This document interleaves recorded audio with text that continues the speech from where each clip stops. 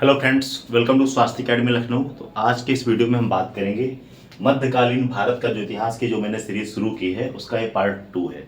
अगर आपने पार्ट 1 को नहीं देखा तो पहले आप उसको देख लीजिएगा, उसके बाद इसको देखेंगे तो और अच्छा समझ में आएगा। पार्ट 1 में हमने बात की थी मध्यकालीन भारत से संबंधित जो बेसिक डिटेल्स थे उसके बारे में। यहाँ पर हम बात करेंगे कुतुबुद्दीन ऐबक के बारे में। कुतुबुद्दीन ऐबक की अगर बात करें तो इनका टाइम पीरियड है 1206 से 1210। इंपॉर्टेंट है, ध्यान रखिएगा। तो सबसे पहले बात कर लेते हैं इनकी उपाधियों की। इनके टाइटल्स क्या हैं? इन्हें कुरान ख्वां कहा जाता है। कुरान का सुरीले स्वर में पाठ करने के कारण इन्हें कुरान ख्वां कहा जाता है। लाख बख्श, लाखों का दान करने के कारण इन्हें लाख बख्श की उपाधि दी गई। पील बख्श, हाथियों का दान करने के कारण इन्हें पील बख्श कहा गया।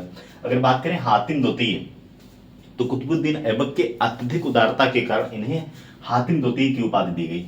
तो ध्यान रखिएगा, कुरान ख्वां, लाख बख्श, पील बख्श और हातिम दोती, ये सारी उपाधियां किसकी हैं?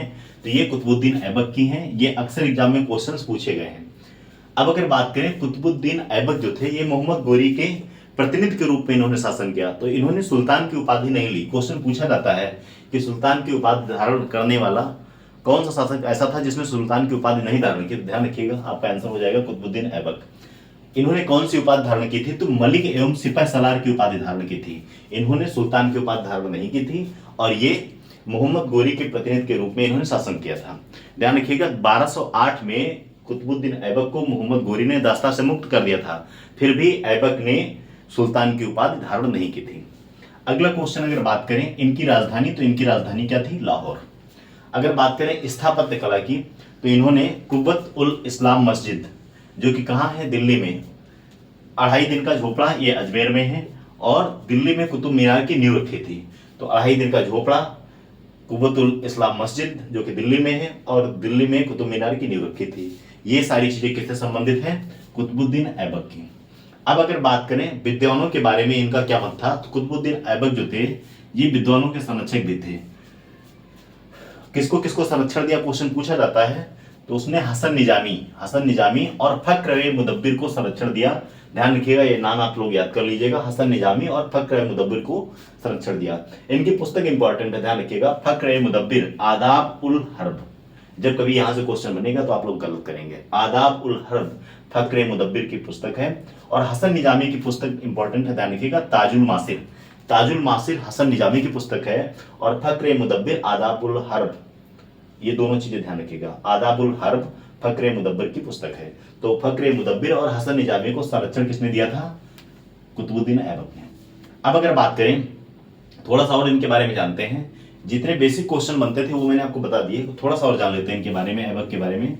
ऐबक ने ताजुद्दीन यल्दौज और नासिरुद्दीन कुवाचा, इनको नियंत्रित करने के लिए क्या किया? अपनी बहन का विवाह किससे कर दिया? कुवाचा से कर दिया। नासिरुद्दीन कुवाचा से ऐबक ने अपनी बहन का विवाह कर दिया और 1208 में यल्दौज को पराजित कर दिया। गोर एवं गजनी पर अधिकार कर लिया। ध्यान रखिएगा, 1208 में जो ये ताजुद्दीन यल्दौज थे इनको पराजित कर दिया और नासिरुद्दीन कुवाचा से अपनी बहन का विवाह कर दिया। तो कुल मिला के इन दोनों का काम खत्म हो गया। और ऐबक जो थे, ऐबक ने 1208 में दास्ता से मुक्त हो गए। किसने मुक्त किया? मोहम्मद गोरी ने मुक्त किया, क्योंकि मोहम्मद गोरी जो है का कौन था? ऐबक गुलाम था। तो ऐबक 1208 में दास्ता से मुक्त हो गए। लेकिन उसने कभी भी, मैंने अभी आपको पहले भी बताया था, ऐबक ने कभी भी सुल्तान की उपाधि नहीं ली। 1210 तक इनका टाइम पीरियड रहा। 1210 में इनकी मृत्यु हुई, 1208 में दास्ता से मुक्त हो गए, लेकिन इन्होंने फिर भी सुल्तान की उपाधि नहीं ली। क्वेश्चन यहां से बनता है। और इनकी मृत्यु कैसे हुई थी? तो आधुनिक पोलो की भांति एक खेल था जिसे चौगान कहते थे। घोड़ी की पीठ पे बैठे हुए थे और गिर गए और इनकी मृत्यु हो गई। कब? 1210 में। इंपॉर्टेंट है, ध्यान रखिएगा। अब अगर ऐबक के बारे में बात करें, ऐबक का जितनी भी चीजें इंपॉर्टेंट थी वो मैंने बता दिया आपको। उसके बाद में जो अगला शासक बनता है आराम शाह, 1210 से 1211, यानी कुछ महीनों के लिए शासनकाल था इनका, क्योंकि एक अयोग्य शासक थे।